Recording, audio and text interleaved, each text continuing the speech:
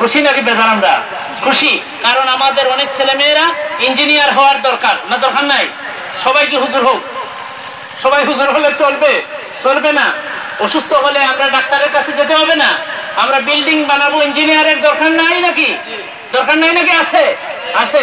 তাইলে আমাদের ছেলেরা, আমাদের মেয়েরা যদি স্কুলেও না পড়ে, তাহলে ইঞ্জিনিয়ার উপহার দিবে কে?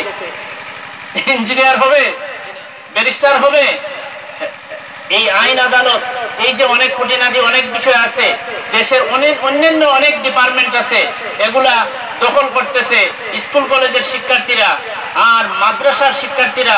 তাদের পাশাপাশি এখন সরকার মাদ্রাসাকে সুন্দরভাবে, আলিয়া মাদ্রাসার সিলেবাসে সুন্দরভাবে ঢেলে সাজানোর কারণে এখন স্কুলের শিক্ষার্থীর পাশাপাশি মাদ্রাসার শিক্ষার্থীরাও গিয়ে সেখানে স্থান নিতেছে। সুবহানাল্লাহ।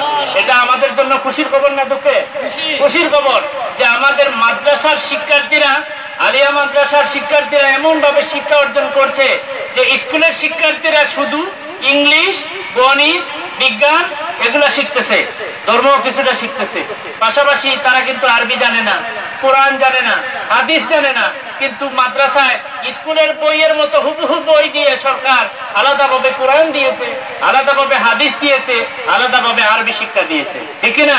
ওই আরবি শিক্ষা গ্রহণ করার কারণে, কোরআন শিখার কারণে, হাদিস শিখার কারণে ওই ছেলের কাছ থেকে খারাপ কাজ কোনোদিন আশা করা যায় না।